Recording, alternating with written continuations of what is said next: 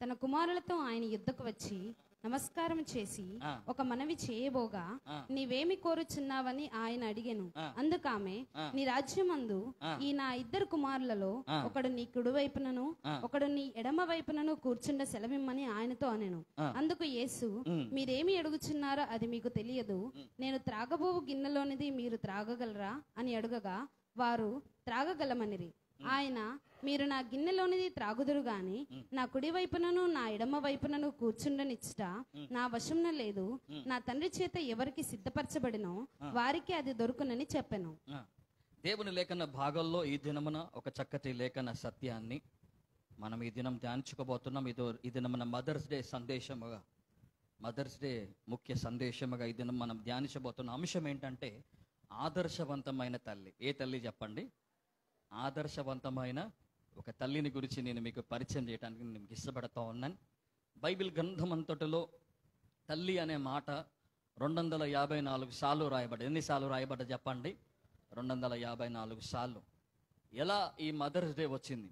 ఈ mothers day మే నెలలో జరిగే 2వ ఆదివారం రావడానికి గల కారణాలలో మనం చూస్తే, అన్నా రివీస్ జావిస్ అనే ఒక స్త్రీ, ఒక యవనస్తురాలు తన తల్లి మీద కలిగిన ప్రేమను బట్టి 1861వ సంవత్సరంలో తన తల్లితో ఉన్న ఆ సంబంధాన్ని, తన తల్లితో కలిగిన అనురాగాన్ని అన్నా రివీస్ జావిస్ అనే ఒక యవనస్తురాలు తన తల్లిపై కనపరిచిన ప్రేమకు చిహ్నంగా, తన ప్రేమకు మాదిరిగా ఈ యొక్క మదర్స్ డే స్థాపించటం జరిగింది. దేవునికి స్తోత్రం చెల్లిద్దాం. హల్లెలూయా.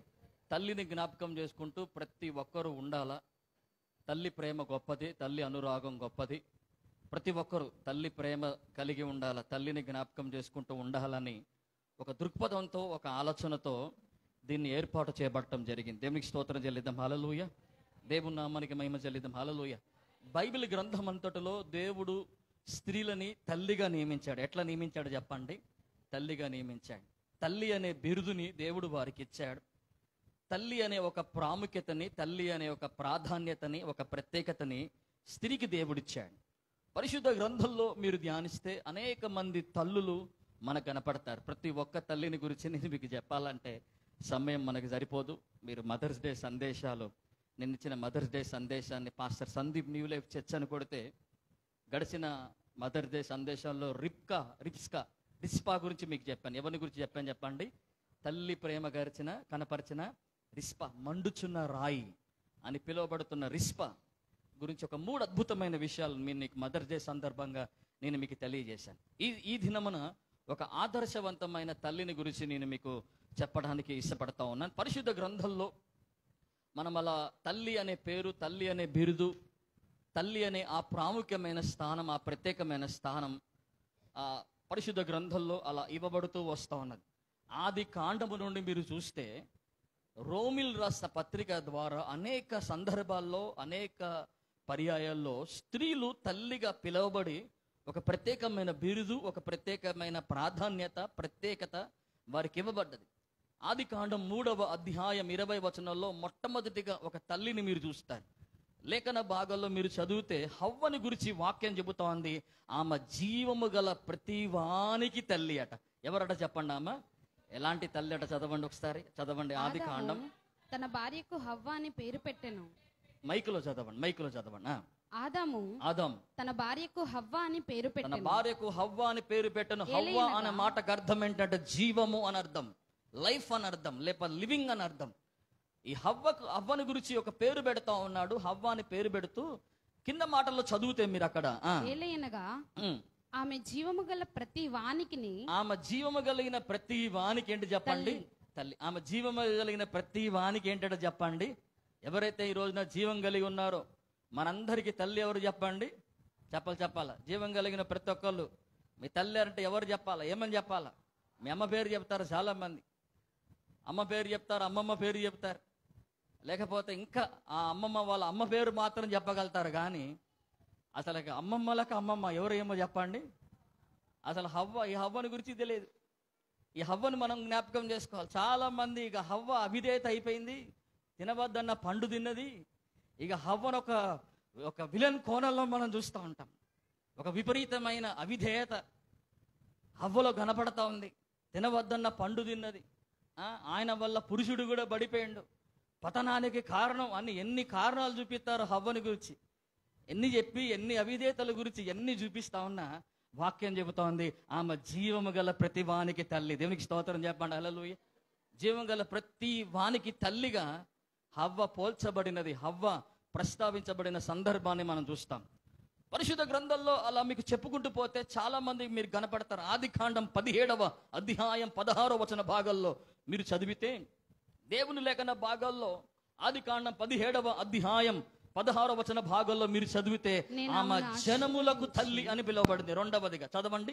నేను ఆమెను ఆశీర్వదించి ఆమె వలన నీకు కుమారుని కలగజేసేదను, ఆమె వలన నీకు కుమారులను కలగజేసేదను, నేను ఆమెను ఆశీర్వదించేదను, ఆమె జనములకు తల్లి అయి ఉండును. ఆమె జనములకు తల్లి అయి ఉండెను. ఏ చల్లట చెప్పండి, చెప్పాలా. మీ తల్లి గురించి మాత్రమే చాలా మంది తెలుసుకుంటా ఉంటారు. ఈ రోజున మదర్ డే అంటే చాలు అమ్మ పక్కన చేరటం, సెల్ఫీ తీసి వాట్సాప్ గ్రూప్లో పెట్టడం, లైకులు స్లైకులు. ఇక దేవునికి స్తోత్రం చెప్పండి. హల్లెలూయా. Happy mother day. ఎక్కలేని ప్రేమ వస్తూ ఉంటుంది తల్లి మీద, ఎక్కలేని లవ్ అంతా వస్తూ ఉంటుంది అమ్మ మీద. అసలు రోజులు ఉండదు ప్రేమ. ఈ మదర్ డే మాత్రం ఇక పొంగుకొని వస్తూ ఉంటుంది ఇక ఒక్కొక్కరికి. ఇక్కడ వాక్యం చెబుతా ఉంది ఆమె జనములకు తల్లి అట. ఎవరట చెప్పండి? సారాను గురించి లేఖన భాగాల్లో ఎంత చక్కగా రాయబడుతోందో చూడండి. జలముకు తల్లిగా ఎందుకు పిలువబడ్డది? స్త్రీ ధర్మ ప్రకారంగా పిల్లలు కనగలిగే ఆ వయస్సు దాటిపోయిన తర్వాత కూడా 99 ఏళ్ల వయసులో పిల్లల్ని కలగలిగే శక్తి బలాన్ని పొందుకోగలిగిన దేవునికి స్తోత్రం చెప్పండి. హల్లెలూయా. సారా లోబడేది, సారా విశ్వాసం కలిగినది, సారా వాగ్దానముల కొరకు నిరీక్షణ కలిగినది. కాబట్టే సారా ఏమని పిలువబడుతుంది చెప్పండి? జనములకు తల్లి. అంటే వాగ్దానము చేయబడిన వారందరికీ తల్లి అని అర్థం. దేవునికి స్తోత్రం చెప్పండి. హల్లెలూయా. మూడవదిగా చూడండి, ఆదికాండము 24వ అధ్యాయం 60వ వచన భాగంలో మీరు చదివితే రిబ్కా గురించి వాక్యం అక్కడ ఏమని రాయబడుతుందో చదవండి. ఆదికాండం 24వ అధ్యాయం 60వ వచనం. వారు రిబ్కాతో మా సహోదరి నీవు వేల వేలకు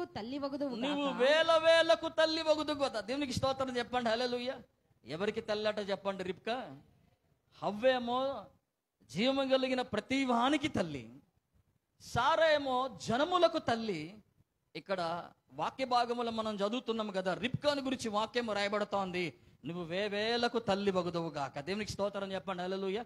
ఏం తల్లట చెప్పండి? రిబ్కా చెప్పండి. వేవేలకు తల్లి. ఎందుకని ఆ వేవేలకు తల్లిగా రిబ్కా పిలువబడుతోంది? రిబ్కాకు ఆ పేరు పిలవటానికి గల కారణం ఏంటిది? రిబ్కా అలా చెప్పబట్టడానికి గల కారణం ఏంటంటే రిబ్కాలో కష్టపడే తత్వం ఉంది కాబట్టి. దేవునికి స్తోత్రం చెప్పండి. హల్లెలూయా. ఏమున్నది రిబ్కాలో చెప్పండి? నీతో పాటు నీకున్న వంటలన్నిటికీ ఏమి ఇస్తానని చెప్పండి? నీళ్ళు ఇస్తానని. 10 వంటలకు నీళ్ళు ఇచ్చింది. ఎన్ని వంటలకు నీళ్ళు ఇచ్చింది చెప్పండి? చెప్పాలి. ఎన్ని వంటలకు నీళ్ళు ఇచ్చింది చెప్పండి? ఒక్క వంట 20 బందెల నీళ్లు దాగిది. దేవునికి స్తోత్రం చెప్పండి. హల్లెలూయా. 10 బిందెలు నీళ్లు దాగిద్ది, 10 బిందెలు స్టోరేజ్ చేసుకుంటుంది ఒక్క వంటే.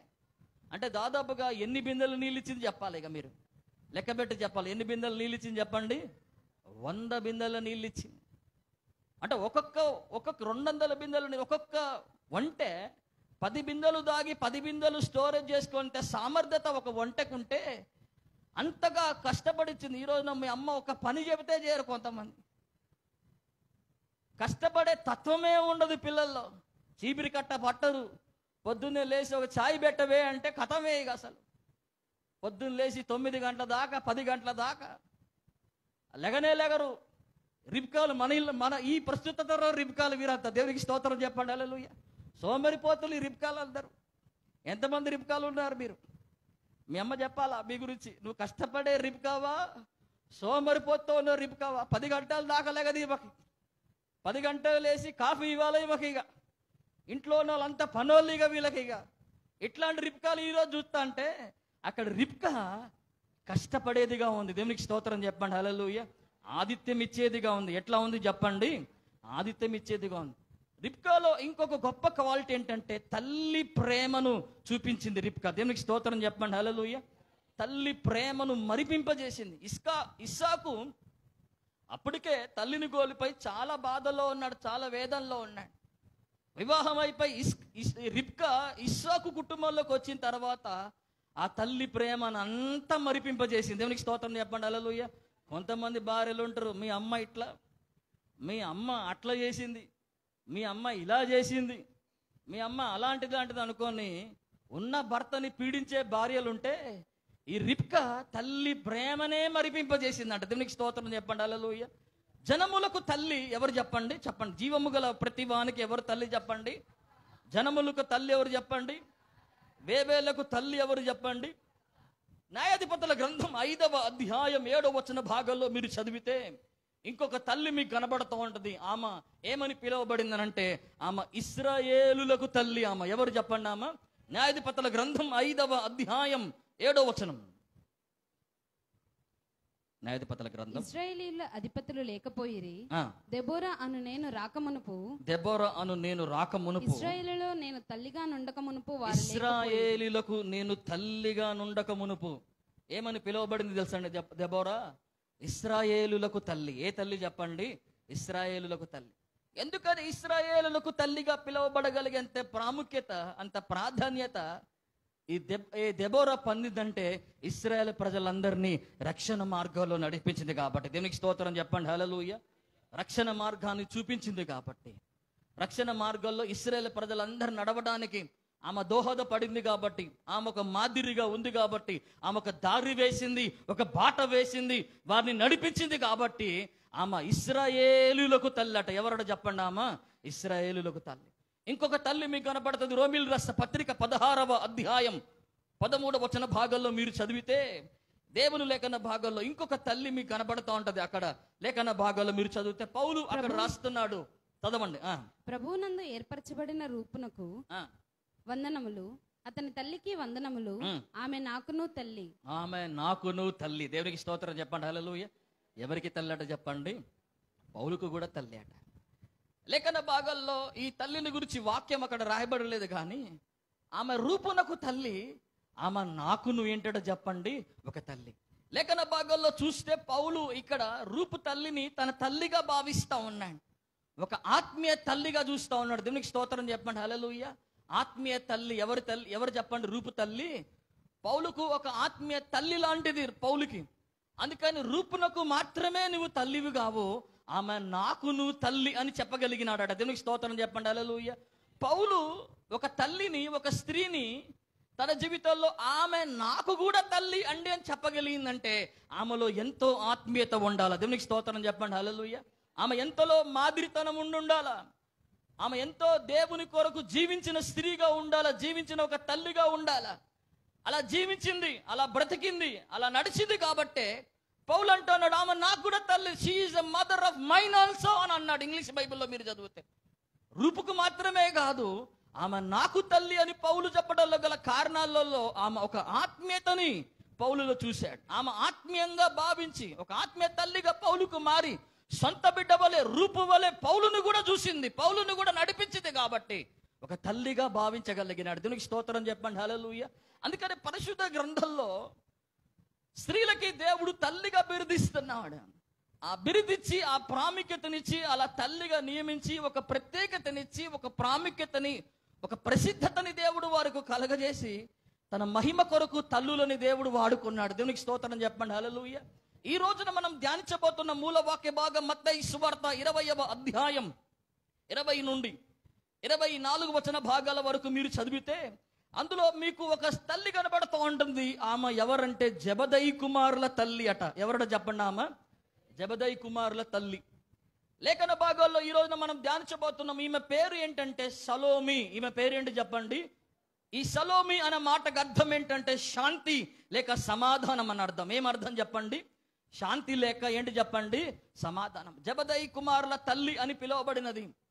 లేఖన భాగాల్లో మత్తయి సువార్తల్లో, మార్కు సువార్తల్లో ఆమె సలోమి అని పిలువబడింది. ఏమని పిలువబడింది చెప్పండి? సలోమి అని. లేఖన భాగాల్లో చూస్తే పరిశుద్ధ గ్రంథంలో 2 సలోమిలు ఉన్నారు. బాప్తిసమిచ్చి యోహాను తలగొట్టిన సలోమి ఉంటది, ఆమె కాదు నేను చెప్పేది. ఈమె జెబెదయి కుమారుల తల్లి. ఎవరి తల్లి చెప్పండి? ఈమె జెబెదయి కుమారుల తల్లి. ఈ జెబెదయి ఒక బెస్తవాడు, చేపలు పట్టే వృత్తి కలిగిన వాడు, వ్యాపారం కలిగిన వాడు. వారు కుమారులు ఎవరనగా యాకోబు, యోహాన్లు. వారు కుమారులు ఎవరు చెప్పండి? మార్కు సువార్త 1వ అధ్యాయం 19వ వచనం 20 వచనాల్లో మీరు చదివితే, మార్కు సువార్త 1వ అధ్యాయం 19వ వచనం 20 వచనం. ఆయన ఇంకా కొంత దూరము వెళ్ళి జెబెదయి కుమారుడకు యాకోబును అతని సహోదరుడకు యోహానును చూచెను. ఎవరట చెప్పండి? జెబెదయి కుమారులకు 2 పేర్లు ఉన్నాయి. వాళ్ళ పేర్లు యాకోబు, వారి పేర్లు యోహాను అని రాయబడుతోంది. ఆ స్త్రీ పేరు ఏమని వాక్యములో రాయబడుతోంది? మార్కు సువార్త 15వ అధ్యాయం 40 వచనం 41వ వచనంలో మీరు చూస్తే, మార్కు సువార్త 16వ అధ్యాయం 1వ వచనంలో మీరు చూస్తే ఆమె పేరు సలోమి అని రాయబడ్డది. ఆమె పేరు ఏమని రాయబడింది చెప్పండి? సలోమి. పరిశుద్ధ గ్రంథంలో ఈ సలోమిని గురించి లేఖన భాగాలను మనం చదివినప్పుడు ఎన్నో ప్రాముఖ్యతలని, ఎన్నో విశిష్టతలని ఈ సలోమి కలిగినట్టుగా లేఖన భాగాల్లో మనం చూస్తా ఉన్నాం. ఒక ఆదర్శవంతమైన తల్లిగా ఈ సలోమి మనకు కనపడుతున్నట్టుగా చూస్తున్నాం. ఏముందండి ఈ సలోమిలో నుండి?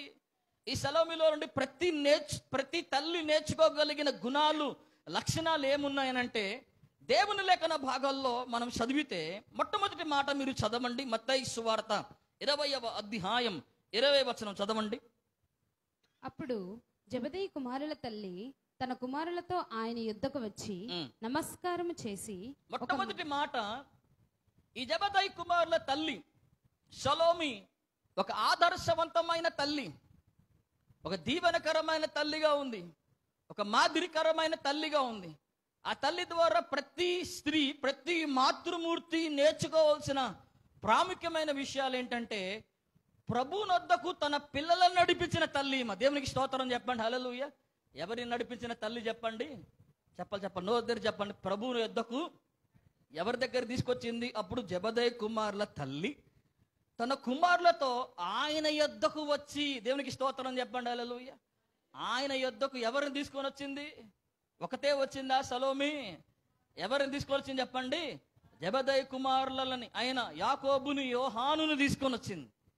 ఒక తల్లిగా, ఆదర్శవంతమైన తల్లిగా, ఒక తల్లిలో ఉండవలసిన లక్షణం, గుణం ఏంటంటే, ప్రతి తల్లి తన బిడ్డలని దేవుని దగ్గరికి నడిపించాలి. దేవునికి స్తోత్రం చెప్పండి. హల్లెలూయా. ఎవరి దగ్గర నడిపించాలి చెప్పండి? మనం అమ్మమ్మల ఊర్లకి, నానమ్మ ఊర్లకి నడిపిస్తారు కొంతమంది. సిబిఎస్ఈ జరుగుతూ ఉందమ్మా, రండమ్మ అంటే మేము ఇక్కడ లేవు, అమ్మమ్మ ఊర్లో ఉన్నాం, నానమ్మ ఊర్లో ఉన్నాం. పిక్నిక్లకు నడిపిస్తారు కొంతమంది సర్కస్కి నడిపిస్తూ ఉంటారు కొంతమంది. కానీ ఈ తల్లి ఎక్కడికి నడిపించింది తెలుసా? దేవుని దగ్గరికి నడిపించింది తల్లి. దేవునికి స్తోత్రం చెప్పండి. హల్లెలూయా.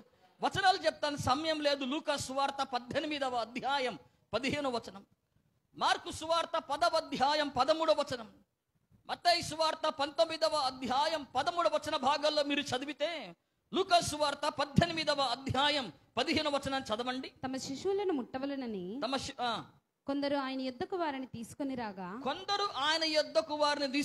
చదవండి. లూకా సువార్త 18వ అధ్యాయం 15వ వచనం. తమ శిష్యులను ముట్టవలనని కొందరు ఆయన యొద్దకు వారిని తీసుకొని రాగా, ఎట్లా వస్తా అన్నారు చెప్పండి? లూకా సువార్త 18వ అధ్యాయం 15వ వచనంలో, తమ శిష్యులను ముట్టవలనని కొందరు ఆయన యొద్దకు తీసుకొని రాగా. ఎవరి దగ్గర తీసుకొస్తున్నారు చెప్పండి?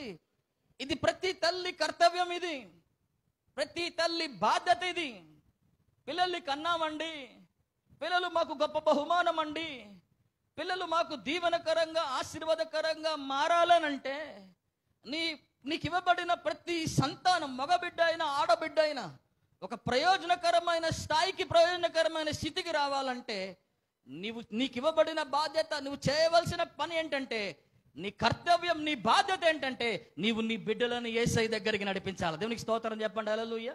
నీవు నీ బిడ్డలను ఎవరి దగ్గర నడిపించాలి చెప్పండి? యేసయ్య దగ్గర నడిపించాలి.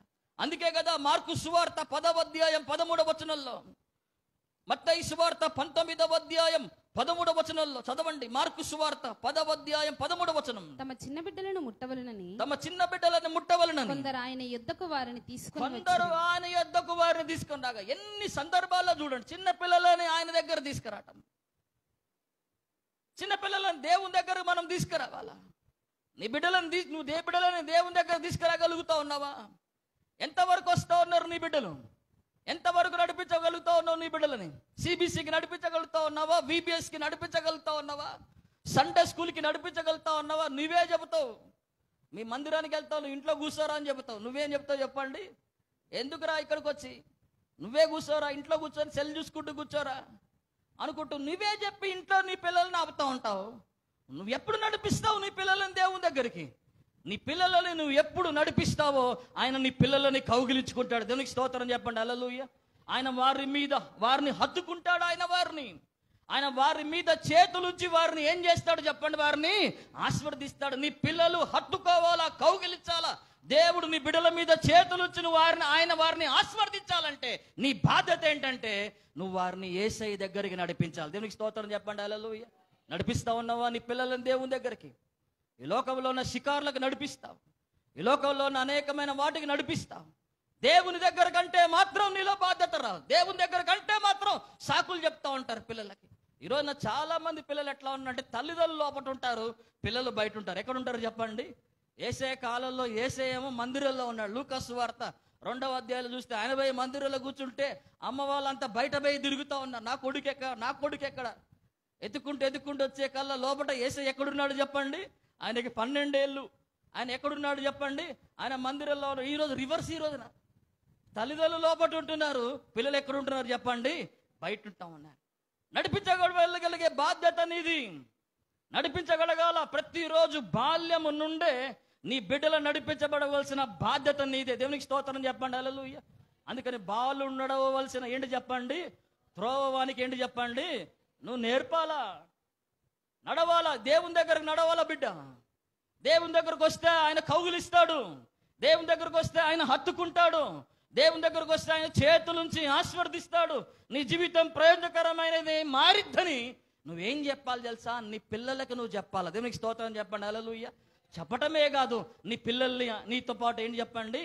పిల్లల్ని తీసుకొని రావాలా. తల్లిదండ్రుల కంటే ఈరోజు ఎంత కష్టమో చెప్పండి. ఒకడికి వచ్చి నమస్కారం చేసిందంటే దేవునికి స్తోత్రం చెప్పండి. హల్లెలూయా.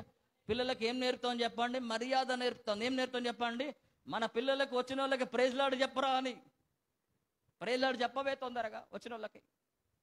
ఎవరైనా బయట నుండి వస్తే ప్రైజ్ లార్డ్ చెప్పు. పాస్టర్లు వస్తే మాకు ముఖ్యంగా మా ఇంటికి దైవజనులు వస్తూ ఉంటారు. మా పిల్లల్ని చూస్తూ ఉంటారు. రాగానే ఏం చెప్పాలని చూస్తూ ఉంటారు చెప్పండి వాళ్ళు? ప్రైజ్ లార్డ్ చెప్పు. అయ్యగారికి ప్రైజ్ లార్డ్ చెప్పు, వచ్చిన వాళ్ళకి ప్రైజ్ లార్డ్ చెప్పని నమస్కారం చేసిందంట. పిల్లలతో పాటు మర్యాద నేర్పిన తల్లి. దేవునికి స్తోత్రం చెప్పండి. హల్లెలూయా. ఎవరికైనా ప్రైజ్ లార్డ్ చెప్పే అనుభవం ఉందా చెప్పండి? మీ తల్లులు నేర్పుతా ఉన్నారా? పిల్లలకి నేర్పుతా ఉన్నారా చెప్పండి? ప్రైజ్ లార్డ్ చెప్పని వాడు వెనకాల తిరగటమే. ఇక వచ్చిన అతిథిని మడతపెట్టి పక్కన పెట్టి ఎందుకు చెప్పవే ప్రైజ్ లార్డ్, తొందరగా చెప్పు వాళ్ళకి వెళ్ళి అనుకోని పిల్ల వెనకాల తల్లిదండ్రులు పడతా ఉన్నారు ఈ రోజున. మళ్ళీ వచ్చి అక్కడ కూర్చుని అతిథులకు చెప్తారు కదా, వాడు మూడేదో బాగాలేదులేండి, వాడేదో ఆలోచన చేస్తూ ఉన్నాడండి, అందుకనే వాడు ప్రైజ్ లార్డ్ చెప్పాడు. కొంతమంది మీ ఇంటికి వెళ్తూ ఉంటాం, ఆ కిటికీలో ఉండి ఒక అమ్మాయి వస్తుంది, ఈ కిటికీలో ఉండి ఒక అబ్బాయి వస్తాడు, ఆ గదిలో ఉండి ఒక అమ్మాయి. వీరు చెప్పరు ప్రైజ్ లార్డ్, వాళ్ళు చెప్పరు ప్రైజ్ లార్డ్. తల్లి ఎట్టిదో బిడ్డ గుడి ఏంటి చెప్పండి అట్టిదే. యెహెజ్కేలు గ్రంథం 16వ అధ్యాయం 40వ వచనము 41వ వచనాల్లో నీకు మర్యాద నీకు నేర్పటం వస్తే నీ ద్వారా నీ పిల్లలు మర్యాద నేర్చుకుంటారు. దేవునికి స్తోత్రం చెప్పండి. హల్లెలూయా. దేవుని దగ్గరికి నడిపించిన తల్లి, ఎవరి దగ్గర నడిపించిన తల్లి చెప్పండి? ప్రభు యొద్దకు తన పిల్లలని నడిపించిన తల్లిగా ఈమె కనపడతాను. రెండవదిగా చూడండి, మత్తయి సువార్త 20వ అధ్యాయం 21వ వచన భాగాల్లో మీరు చదవండి. చక్కటి మాట. నీవేమి కోరుచున్నావని ఆయన అడిగెను. అందుకామె, నీ రాజ్యమందు ఈ నా ఇద్దరు కుమారులలో ఒకడు నీ కుడి వైపునను ఒకడు నీ ఎడమ వైపునను కూర్చుండ సెలవిమ్మని ఆయనతో అనెను. రెండవ కారణం ఏంటంటే ప్రభువునద్దకు నడిపించిన తల్లి. ఆమె ఏ తల్లి చెప్పండి? ఆమె ఎందుకు ఒక ఆదర్శవంతమైన తల్లి అంటే ప్రభువునద్దకు నడిపించిన తల్లి ఆమె. రెండవదిగా ఎందుకు సలోమి ఒక ఆదర్శవంతమైన తల్లి అంటే పరలోక రాజ్యములో తన పిల్లలు ఉండాలని కోరుకున్న తల్లి ఆమె. దేవునికి స్తోత్రం చెప్పండి. హల్లెలూయా. ఎక్కడ ఉండాలని కోరుకున్న తల్లి చెప్పండి? కొంతమంది తల్లులు కోరుకుంటారు కదా, ఇక్కడే వాళ్ళ ఫోకస్ అంతా నా బిడ్డ బాగా చదవాలా, నా బిడ్డ ప్రయోజకుడు కావాలా, పరీక్షలు బాగా రాయాలా, మంచి ఉద్యోగం పొందాలా, ఉద్యోగం పొందిన తర్వాత మంచి భార్య రావాలా, భార్య వచ్చిన తర్వాత మగబిడ్డే పుట్టాలా, ఆ బిడ్డకి మంచి జ్ఞానం రావాలా, చదువు రావాలా, తెలివి రావాలా. ఇదే సైకిల్. ఇక ఎప్పుడు నీ పిల్లల గురించి ఈ భౌతిక పరమైన విషయాల గురించి జ్ఞానం, తెలివి, ఉద్యోగం, వివాహం, పిల్లలు ఈ సైకిల్లోనే ఉండిపోతారు. కానీ ఒక తల్లి ఈ రోజున ఒక సలోమిని చూడండి, ఈ భూ సంబంధమైన దృష్టి వైపు తన ఆలోచన లేదు. ఈ భూ సంబంధమైన కోరికలు ఈ సలోమిలో మీకేం కనపడం. ఆమె ఆలోచన, ఆమె కోరిక, ఆమె ఫోకస్ అంతా ఎక్కడ తెలుసా? నా బిడ్డలు పరలోక రాజ్యములో ఉండాలా. ఆమేన్. ఎక్కడ ఉండాలో చెప్పండి. కొంతమందికి అసలు ఈ పరలోక రాజ్యం సంగతి ఏమో. ఇక నా బిడ్డలు ఇక్కడ ఉండాలా. నా బిడ్డలు ఎక్కడ ఉండాలి చెప్పండి? ఈ భూమి మీద గొప్ప పేరు ఉండాలా, ఈ భూమి మీద గొప్ప ప్రయోజకులు కావాలా, నా బిడ్డలు ఈ భూమి మీద గొప్ప ఘనత కలిగిన వారుగా, ఖ్యాతి కలిగిన వారుగా ఉండాలని కోరుకుంటున్న నేటి తరం తల్లులకి ఒక ఆదర్శవంతమైన తల్లి ఈ సలోమి ఏంటి తెలుసా? ఆమె పరలోక రాజ్యములో తన బిడ్డలు ఉండాలని కోరుకున్న. దేవునికి స్తోత్రం చెప్పండి. హల్లెలూయా. పరలోక రాజ్యం కొరకైన ప్రవేశం తన పిల్లలకు ఉండాలని కోరుకుంటూ, అందరి వల్లనే కాదు, ప్రత్యేక స్థానం ఉండాలట వారి పిల్లలకి. దేవునికి స్తోత్రం చెప్పండి. హల్లెలూయా. ఒకడు కుడివైపున ఉండాలట, ఒకరు ఎట్లా ఉండాలి చెప్పండి? కొంతమంది మనకి ఎట్లా ఉంటుంది తెలుసా? తల్లుల అభిప్రాయం, మావాడు గుంపులో గోవింద. ఎక్కడ చెప్పండి? ప్రత్యేకంగా నీ బిడ్డ ఉండాలని ఆలోచన నీకు ఎప్పుడు ఉండదు. పాస్ అయితే చాలండి. కొంతమందికి నా కొడుకు ఫస్ట్ రావాలి. ఎక్కడ రావాలి చెప్పండి? ఇక్కడ ఫస్ట్ రావాలి. అక్కడ సంగతే లేదు అసలు. ఇక్కడ గురించే ఆలోచన, ఇక్కడ గురించే తలంపులంతా. క్లాస్లో ఫస్ట్ రావాలా, స్కూల్లో ఫస్ట్ రావాలా, కాలేజీలో ఫస్ట్ రావాలా, ఈ ఫోకసే ఉంటుంది తప్ప నీ బిడ్డలు పరలోకములో ఒక స్థానం ఉండాలని ఆలోచన ఉండదు చాలా మందికి తల్లులకి. ఆ పరలోకములో ఏముండాలని కోరుకుని చెప్పండి? తన బిడ్డలు ప్రవేశించాలి. ఎందుకు వచ్చింది ఈ ఆలోచన సలోమికి? మత్తయి సువార్త 18వ అధ్యాయంలో ఒక డిస్కషన్ జరిగింది. ఆ డిస్కషన్లో ఏంటి తెలుసా? మత్తయి సువార్త 18:3లో పరలోక రాజ్యములో ప్రవేశించాలంటే ఎట్లా ఉండాలి అని ఒక డిస్కషన్ వచ్చినప్పుడు, ఆ డిస్కషన్లో యేసయ్య చెప్పిన మాట ఏంటంటే, మీరు మార్పు నొంది బిడ్డల వంటి వారైతే పరలోక రాజ్యములో ప్రవేశిస్తారని చెప్పాడు. దీనికి స్తోత్రం చెప్పండి. హల్లెలూయా. అది విన్న తర్వాత, ఆ వాక్యం విన్న తర్వాత, పరలోక రాజ్యములో ప్రవేశించాలంటే మార్పు నొంది ఎట్లా ఉండాలి చెప్పండి? బిడ్డల వలె ఉండాలంటే నా బిడ్డలు అక్కడ ఉండాలయ్యా అని వచ్చేసింది. దేవునికి స్తోత్రం చెప్పండి. హల్లెలూయా. అది కోరుకున్న తల్లిగా ఈ సలోమి మనకు కనపడుతుంది. చదవండి మీరు ఒకసారి లేఖన భాగాలు చదవండి. మత్తయి సువార్త 18వ అధ్యాయం 3-4 వచనాలు చదవండి. మీరు మార్పు నంది బిడ్డల వంటి వారైతేనే గాని పరలోక రాజ్యంలో ప్రవేశింపరని మీతో నిశ్చయముగా చెప్పుచున్నాను. కాగా ఈ బిడ్డ వల్లే తను తాను తగ్గించుకున్న వాడెవడో వాడే పరలోక రాజ్యంలో గొప్పవాడు. వాడే పరలోక రాజ్యంలో ఏంటి చెప్పండి? గొప్పవాడు అనే ఆ థీమ్ రాగానే, ఆ గొప్పవారిలో నా బిడ్డ ఉండాలయ్యా. వాడు ఒకడు కుడి పక్కన ఉండాలా, ఒకడు ఎక్కడ ఉండాలి చెప్పండి? ఎడం పక్కన. చాలా మంది అనుకుంటారు కదా, ఈ సలోమిలో కొంచెం ఓవర్ చేస్తుంది, ఈ సలోమి కొంచెం ఎక్కువ ఓవర్ చేసిందేమో, బాగా ఎక్కువగా వెళ్ళిపోయి హెచ్చులకి పోయి బాగా అడిగిందేమో దేవుని దగ్గర అనుకుంటా ఉంటారు. కానీ సలోమి తన బిడ్డల కొరకు అలాంటి భారం కలిగింది. దేవునికి స్తోత్రం చెప్పండి. హల్లెలూయా. సలోమి ప్రత్యక్షత అంతా ఎప్పుడు ఈ భూ సంబంధమైన విషయాల కొరకు లేనే లేదు, పర సంబంధమైన విషయాల కొరకే తన ప్రత్యక్షత ఉంది. ఎక్కడుంది చెప్పండి? ఒకసారి పిలాతు యేసుక్రీస్తు ప్రభువుని అడిగి, అయ్యా నువ్వు రాజువా అని అడుగుతాడు. అవును నేను రాజునే అంటాడు. అంటే యేసుక్రీస్తు ప్రభు చెప్పిన మాట ఏంటంటే, నా రాజ్యం ఈ లోక సంబంధమైనది కాదంటాడు. యోహాను సువార్త 18వ అధ్యాయం 36వ వచన భాగంలో మీరు చదవండి. యోహాను సువార్త 18వ అధ్యాయం 36వ వచనం చదవండి. నా రాజ్యము ఈ లోక సంబంధమైనది కాదు, నా రాజ్యము ఈ లోక సంబంధమైనది. నా రాజ్యము ఈ లోక సంబంధమైనది కాదు, నా రాజ్యము లోక సంబంధమైనదైతే, నా రాజ్యం ఈ లోక సంబంధమైనదైతే యూదులకు అప్పగింపబడినట్టు ఉండకుండానట్లు నా సేవకులు పోరాడుదురు గాని నా రాజ్యము ఇహ సంబంధమైనది కాదనెను. నా రాజ్యము ఇహ సంబంధమైనది కాదని యేసయ్య చెప్పడంలో గల కారణం ఏంటంటే, నా రాజ్యం పర సంబంధమైనది. ఆమేన్. ఎక్కడ సంబంధమైన చెప్పండి? రాజ్యములు 4 రకాల. సమయం లేదు. మానవుల రాజ్యం, లేక రోక రాజ్యం, రెండవది సాతాను రాజ్యం, మూడవదిగా దేవుని రాజ్యం, నాలుగవదిగా పరలోక రాజ్యం. దేవునికి స్తోత్రం చెప్పండి. హల్లెలూయా. ఎక్కడ ఉండాలని కోరుకుంది చెప్పండి? చెప్పండి. ఎక్కడ ఉండాలని కోరుకుంది చెప్పండి? ఆ పరలోక రాజ్యములో నా బిడ్డలు ఉండాలి, పరలోక స్థానములో నా బిడ్డలు అలాంటి స్థానం ఉండాలి. ఈ తల్లి ఆశ, ఈ తల్లి కోరిక ఏంటిదంటే, నువ్వేం కోరుకుంటున్నావు అని యేసయ్యని అడిగినప్పుడు ఈ భౌతిక సంబంధమైన ఏ విషయాల కొరకు రాలే. ఆమె ఏమడిగింది తెలుసా? నీ రాజ్యములో నా కుమారుడు ఒకడు కుడి వైపున ఉండాలా, ఒకడు ఎడం వైపున ఉండాలా. ప్రత్యేకమైన స్థానాన్ని కోరిన తల్లి. దేవునికి స్తోత్రం చెప్పండి. హల్లెలూయా. పరలోక రాజ్య ప్రవేశం కోరిన తల్లి ఆమె. దాని కొరకు ప్రార్థిస్తా ఉంది. అదే తన ప్రార్థనగా అడుగుతా ఉంది. అట్లుందా మన ప్రార్థన? అట్లా ఉందా? ప్రత్యేకమైన స్థానంలో నా బిడ్డలు నీ పరలోక రాజ్యాల్లో ఉండాలయ్యా అన్న కోరిక ఉందా?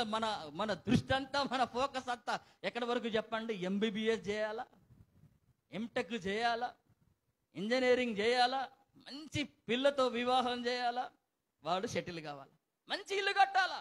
ఇక్కడే రాజ్యం. మన ఫోకస్ అంతా, దృష్టి అంతా ఇక్కడే మన పిల్లల మీదనే ఉంటాం అన్నది. కానీ మన దృక్పథం మారాల. ప్రతి తల్లి తన ఆలోచన మారాల, తన కోరికలు మారాల.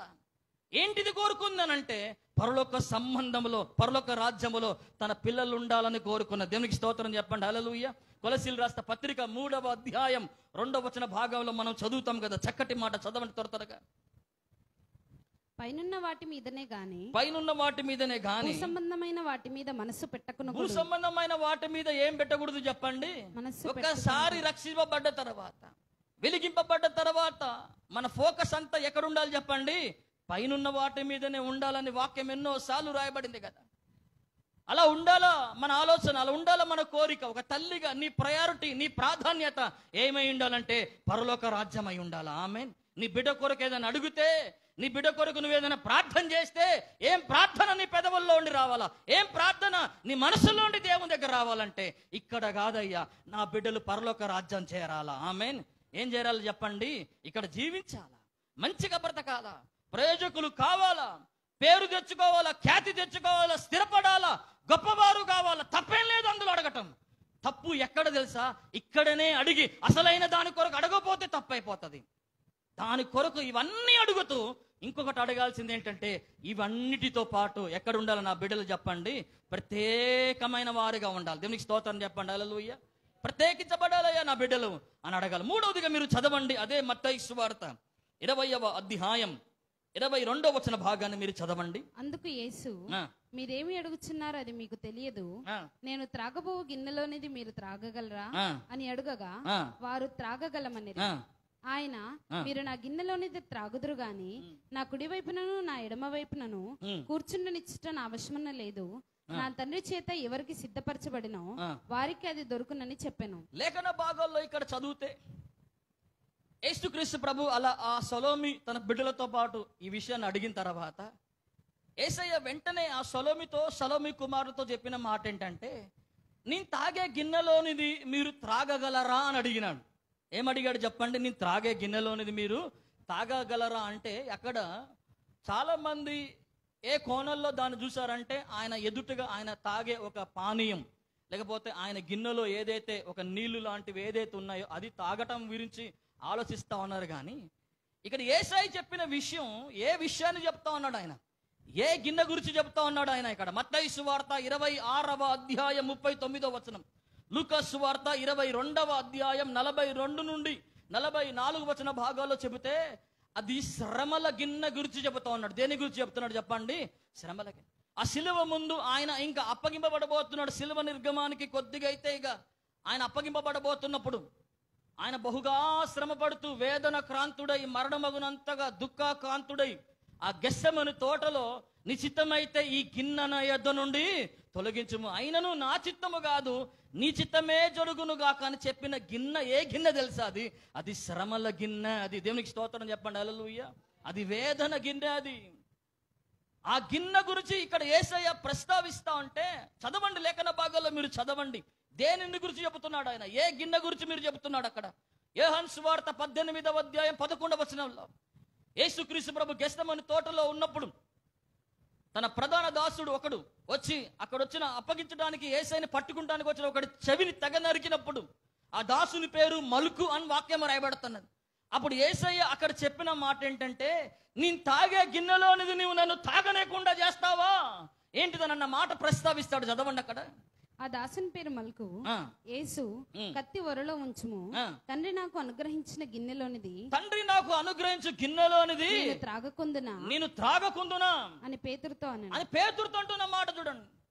యేసయ్య ఇక శ్రమ పడబోతా ఉన్నాడు. ఇక రేపటి దినమున ఆయన శ్రమ పడతాడు. ఆయన బహుహింసలు పొందుతాడు, అనేక కష్టాలు అనుభవించి ఆయన చాలా మంది చేతికి అప్పగించబడి బహుగా శ్రమల పాలవుతాడని వాక్యం ముందుగానే చెప్పబడినది. మత్తయి సువార్త 17వ అధ్యాయం 12వ వచనములో, లూకా సువార్త 9వ అధ్యాయం 32వ వచన భాగాల్లో మీరు చూస్తే ఆయన అనేక హింసలు పొందుతాడని వాక్యం రాయబడింది. ఆయన బహు శ్రమలు నందుతాడని వాక్యం రాయబడింది. చదవండి ఒకసారి. ఏలియా ఇదివరకే వచ్చును, వారు అతనిని ఎరుగక తమకు ఇష్టం వచ్చినట్టు అతని ఎడల చేసిరి. మనుష్య కుమారుడు కూడా అలాగే వారి చేత శ్రమలు పొందబోచున్నాడు. వారి చేత ఏం పొందబోతున్నాడు చెప్పండి? శ్రమలు పొందబోతా ఉన్నాడు. ఇక్కడ యేసయ్య చెప్పిన గిన్నె అది శ్రమలను గూర్చిన గిన్నె.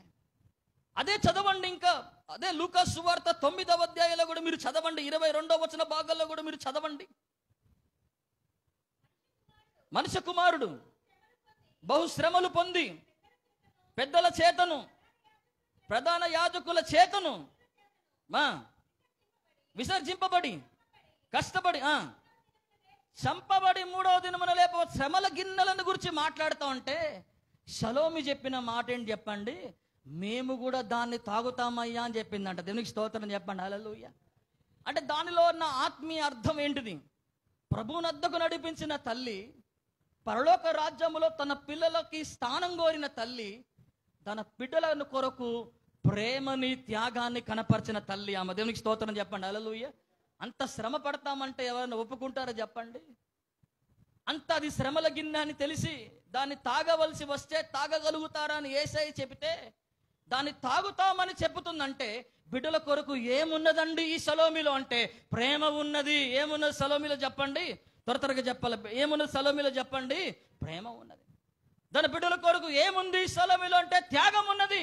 ఎన్ని శ్రమలైనా రాని, ఎన్ని కష్టాలైనా రాని, నా బిడ్డల కొరకు నేను భరిస్తా, నా బిడ్డల కొరకు నేను సహిస్తా అని చెబుతున్న ఒక మాట, ఒక డిక్లరేషన్ మీకు అక్కడ కనపడతా ఉంది. అంటే మేము తాగగలుగుతామని చెప్పడంలో మేము యేసయ్య కొరకు నేను నా బిడ్డలు శ్రమ పడతామని చెబుతా ఉంది. దేవునికి స్తోత్రం చెప్పండి. హల్లెలూయా. అంత ప్రేమ బిడ్డల కొరకు ప్రతి తల్లి కలిగి ఉండాలా? ఆమేన్. అంత త్యాగం తమ బిడ్డల కొరకు ప్రతి తల్లి కలిగి ఉండాలా? లేఖన భాగాలు అలాంటి ప్రేమ ప్రతి తల్లిలో ఉండాలని నేర్పుతున్న ఒక పాఠం ఈ ఆదర్శవంతమైన తల్లి అయిన సొలొమోనులో నుండి ప్రభు మనకు నేర్పుతా ఉన్నాడు. దేవునికి స్తోత్రం చెప్పండి. హల్లెలూయా. 2 తల్లులు తీసుకొస్తారు సొలొమోను ముందు. 2 ఒకటే ఇంటిలో ఉంటారు. ఒక స్త్రీ ఒక బాబుని గంటది. 3 దినాల తర్వాత ఇంకొక స్త్రీ ఇంకొక బాబుని గంటది. 2 కలిసి ఒకటే గదిలో ఉంటారు, ఒకటే ఇంటిలో ఉంటారు. ఎవ్వరు లేని సమయంలో రాత్రిపూట ఒక బాబు చనిపోతాడు. ఎట్లా చనిపోతాడో తెలియదు. ఒకళ్ళు వచ్చి పడతారు. ఆ స్త్రీ వచ్చి, తల్లి వచ్చి ఒక బాబు మీద పడ్డదని వాక్యం రాయబడతాం. ఒక స్త్రీ ఏం చేస్తుందంటే చనిపోయిన బాబును తీసుకొచ్చి బ్రతికి ఉన్న బాబు దగ్గర పెట్టి, బ్రతికి ఉన్న బాబును తీసుకొచ్చి తన దగ్గర పెట్టుకుంటుంది ఒక తల్లి. అలా పొద్దున్న లేచి చూసుకునే కల్లా ఒక తల్లి తన బ్రతికున్న బాబును చూసే కల్లా చనిపోయి ఉంటాడు. 2 ఏడవడం ప్రారంభిస్తారు. 2 కలిసి సొలొమోను రాజు దగ్గరికి వెళ్తారు. 1 రాజుల గ్రంథం 3వ అధ్యాయం 26వ వచన భాగాల్లో 2 కలిసి ఈ తల్లి ఈ బిడ్డ నా బిడ్డ అయ్యా, ఈ బిడ్డ నా బిడ్డ, చనిపోయినోడ ఈమె బిడ్డ, బ్రతికినది నాది, బ్రతికినది నాదని ఈ స్త్రీ అంటది, చనిపోయినది ఆ బిడ్డ అంటది. ఇంకొక స్త్రీ అంటది, బ్రతికినది నా బిడ్డ, చనిపోయినదే వాడి ఆమె బిడ్డ అని 2 తగుపడటం. 2 వచ్చి సొలొమోను దగ్గర న్యాయం కోరుతున్నప్పుడు సొలొమోను బతికి ఉన్న బాబుని పట్టుకొని ఒక పెద్ద ఖడ్గాన్ని తెప్పించి ఆ ఖడ్గముతో ఆ బాబుని, బ్రతికి ఉన్న బాబుని మధ్యలోకి తెగ నరకబోతా ఉంటే ప్రేమ కలిగిన ఒక తల్లి, ఒక వాక్యం రాయబడుతోంది కదా 1 రాజుల గ్రంథం 3వ అధ్యాయం 26వ వచన భాగములో ఒక తల్లి పేగులు తడుముకొని పోయినాయట. దేవునికి స్తోత్రం చెప్పండి. హల్లెలూయా. ఏం దగుడుకొని పోయినాయట చెప్పండి? చదవండి 1 రాజుల గ్రంథం చదవండి. అంతటా బ్రతికి ఉన్న బిడ్డ యొక్క తల్లి తన బిడ్డ విషయమై పేగులు తరుగుకొని పోయినది. ఏం తడుపుకొని పోయినాయి చెప్పండి? అది తల్లి ప్రేమ. దేవునికి స్తోత్రం చెప్పండి. హల్లెలూయా. బ్రతికుంటే ఆ బిడ్డ ఆ స్త్రీ దగ్గరే బ్రతకనండి అయ్యా. నా కళ్ళ ముందే నా బిడ్డని చంపద్దయ్యా, నా కళ్ళ ముందే నా బిడ్డని హతమందించద్దయ్యా అనుకొని ఇంకొక వాదన చేస్తున్న ఇంకొక స్త్రీకి ఆ బిడ్డని అప్పగిస్తుంది.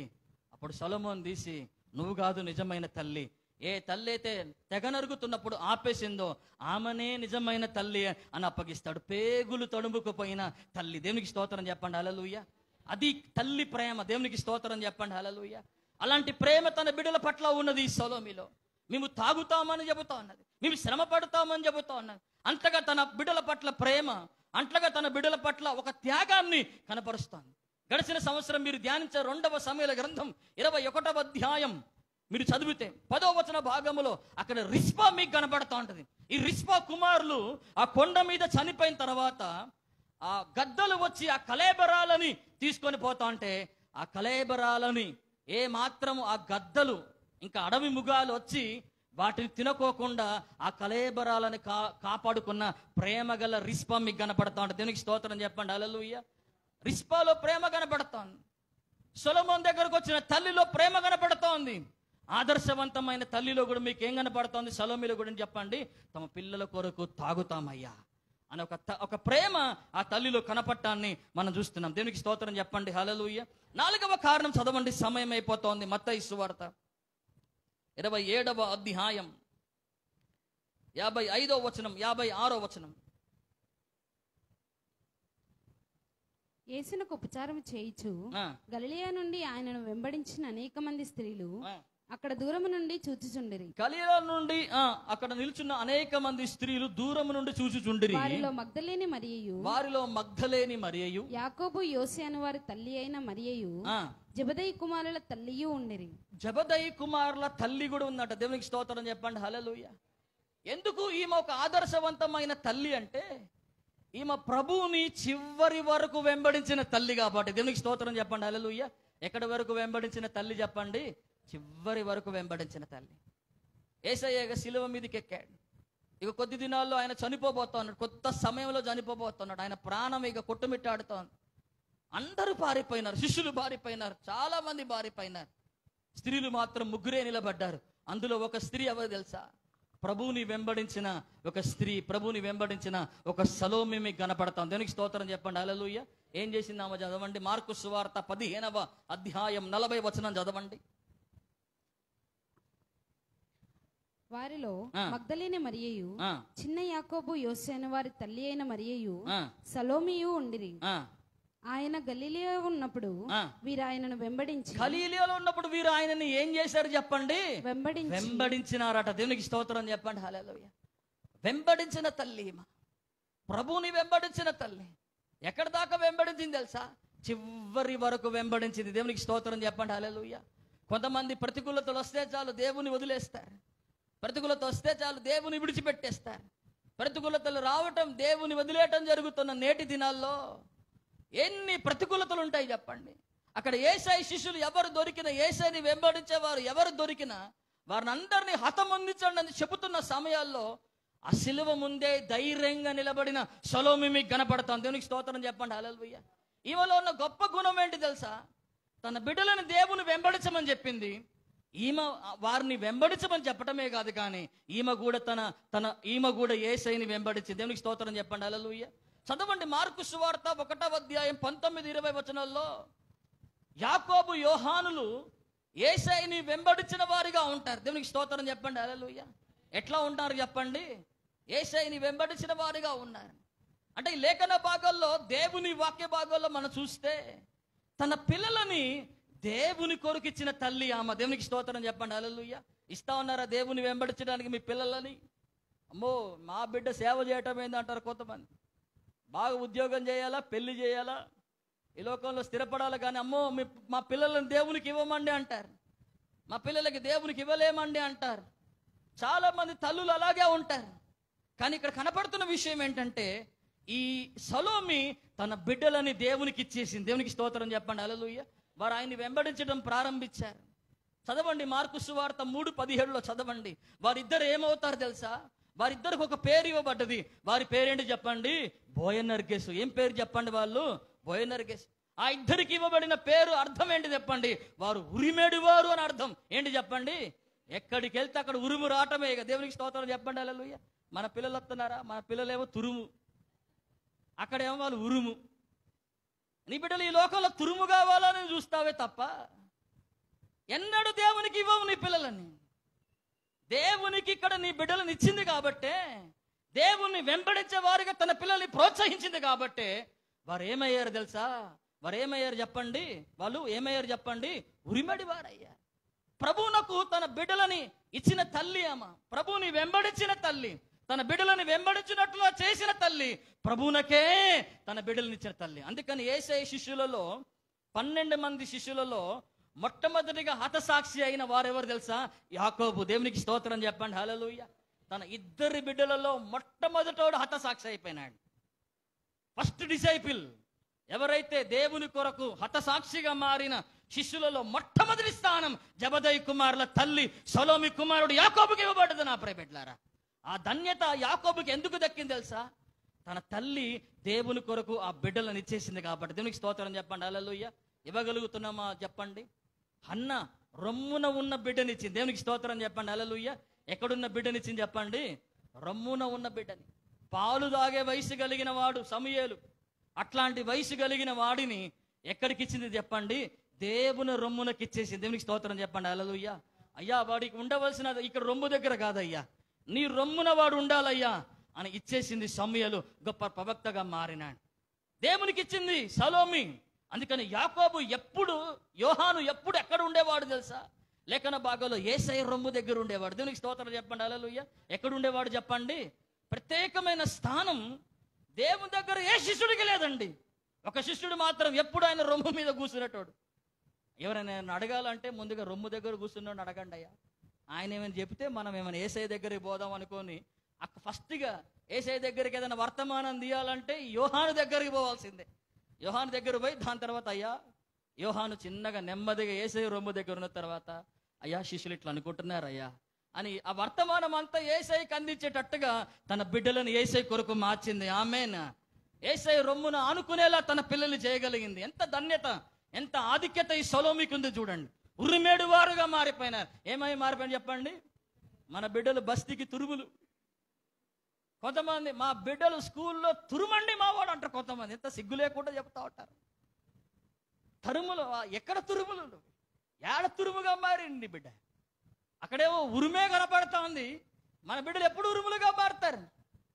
ఎప్పుడు మన పిల్లలు మారగలుగుతారని ఒక ఆదర్శవంతమైన స్థితిని మన ముందు చూపుతున్నది ఈ సలోమి. చదవండి చివరి మాట, మార్కు సువార్త 15వ అధ్యాయం 41వ వచనం. అదే 40వ వచనాన్ని కూడా చదవండి దయచేసి. వారిలో మగ్దలేని మరియయు, చిన్న యాకోబు, యోసేను వారి తల్లి అయిన మరియయు, సలోమియు ఉండిరి. ఆయన గలిలయలో ఉన్నప్పుడు వీరు ఆయనను వెంబడించి ఆయనకు పరిచారము చేసిన వారు. వీరు కాక ఆయన చూడండి, లేఖన భాగాల్లో వీరు ఆయనకి ఏం చేసిన వారట చెప్పండి? పరిచారము చేసిన వారు. ప్రభునకు పరిచారము చేసిన తల్లి ఆమె. దేవునికి స్తోత్రం చెప్పండి, హల్లెలూయా. ఏ తల్లి చెప్పండి? ప్రభు యొద్దకు తన పిల్లలను నడిపించిన తల్లి, పరలోక రాజ్యములో తన పిల్లలు ఉండాలని కోరుకున్న తల్లి, ప్రేమ త్యాగం కలిగిన తల్లి. 4వదిగా ప్రభువును చివరి వరకు వెంబడించిన తల్లి. 5వదిగా మనం చూస్తే ప్రభునకు ఏం చేసిన తల్లి చెప్పండి? పరిచారం చేసిన తల్లి. ఈ సలోమికి ఇవ్వబడిన గొప్ప ఆధిక్యత ఏంటంటే యేసయ్య చివరి క్షణాలు యేసయ్యను చూసింది. యేసయ్య పునరుద్ధానం లేచిన క్షణాలు కూడా చూసింది. దేవునికి స్తోత్రం చెప్పండి, హల్లెలూయా. సిలువ వెంబడించినప్పుడు యేసయ్య మరణానికి సాక్షి, యేసయ్య పునరుద్ధానికి కూడా ఏంటి చెప్పండి? సాక్షి. ఏం చేసింది ఈ మరియ? ఏం పరిచారం చేసింది తెలుసా? మార్కు సువార్త 16వ అధ్యాయంలో మీరు చదవండి. వీళ్ళందరూ పెద్దల కడనే లేశారు. ఏం లేశారు చెప్పండి? చదవండి, మార్కు సువార్త చదవండి, 16వ అధ్యాయం చదవండి, 1వ వచనం చదవండి. విశ్రాంతి దినము గడిచిపోగానే మగ్దలేన మరియయు, యాకోబు తల్లి అయిన మరియయు, సలోమియు వచ్చి ఆయనకు పూయవలనని సుగంధ ద్రవ్యములు కొనిరి. ఏం కొన్నారు చెప్పండి? సుగంధ ద్రవ్యాలు సొంతగా కొన్నది మరి ఈ సలోమి. దేవునికి స్తోత్రం చెప్పండి, హల్లెలూయా. ఏం కొన్నది చెప్పండి? చెప్పాలి. ఏం కొన్నది చెప్పండి? సుగంధ ద్రవ్యాలని సొంత ఖర్చులతో కొని యేసయ్యకి పరిచారము చేసిన ఈ తల్లి మనకు కనపడతాం. దేవునికి స్తోత్రం చెప్పండి, హల్లెలూయా. ఇంకొక విషయం ఏంటిదంటే ఈ సలోమిలో ప్రభు మనకు నేర్పుతున్న చక్కటి మాటలను మీరు చదివితే చదవండి. 2వ వచనాన్ని మీరు చదవండి. ఆదివారమున పెందలకడనే లేచి బయలుదేరినారు. ఎప్పుడు లేచారు చెప్పండి? సలోమిలో ఉన్న ఒక గుణలక్షణాలలో మంచి గుణలక్షణం ఏమేంటి తెలుసా? ఆమె పెందల కడనే లేచి. దేవునికి స్తోత్రం చెప్పండి, హల్లెలూయా. నువ్వెప్పుడు లేస్తావు చెప్పండి? చెప్పాలి, ప్రతి తల్లి చెప్పాలి ఈ రోజున. సలోమేమో పెందల కడనే లేచి సమాధి దగ్గరికి వెళ్ళి సుగంధ ద్రవ్యాలు తన సొంత ఖర్చులతో కొని యేసయ్యకి సుగంధ ద్రవ్యాలు రాయటానికి పరిచారము చేయడానికి వెళ్ళిన ఈ తల్లి పెందల కరడనే లేచిన అనుభవంలో ఉన్న దేవునికి స్తోత్రం చెప్పండి. హల్లెలూయా. పెందల కన్నడే లేవాలా, దేవునికి పరిచారము చేయాలా. దేవునికి స్తోత్రం చెప్పండి. హల్లెలూయా. చాలా మంది తల్లులు పరిచారం చేసే స్థితికి చాలా మంది రారు. పరిచారం చేయగలిగే అనుభవం చాలా మంది తల్లులలో నేటి దినాల్లో మనం చూడలేకపోతా ఉన్నాం. ఈ రోజైనా ఈ సొలొమీ ద్వారా ప్రభు మనకి నేర్పుతున్న పాఠం ఏంటిది? లూకా 8:3 కూడా మీరు చదవండి. అక్కడ కొంతమంది స్త్రీలు కనపడతారు, తాను ఆస్తినిచ్చి ధనమునిచ్చి యేసయ్యకి ఉపచారం చేశారు. అందులో సొలొమీ కూడా మీకు కనపడుతుంది. సుగంధ ద్రవ్యాలు కొన్న సొలొమీ సొంత ఖర్చులతో కొన్నది, పరిచారం చేస్తా ఉంది. చదవండి లేఖన భాగాల్లో మీరు చూడండి. యెరూషలేము నుండి వెంబడించిన స్త్రీలలో ఈ సొలొమీ ఉన్నది. ఆమె యేసయ్యకు ఏం చేసిన స్త్రీ చెప్పండి? పరిచారం. ఎంత చేస్తా ఉన్నావు యేసయ్యకి పరిచర్య? ఎంత పరిచారం చేయగలుగుతా ఉన్నావు? యేసయ్యకి ఒక తల్లిగా నీ పరిచర్య ఎంతవరకు ఉన్నది? నువ్వు ఎంతవరకు పరిచారం చేయగలిగే అనుభవంలో ఉన్నాం?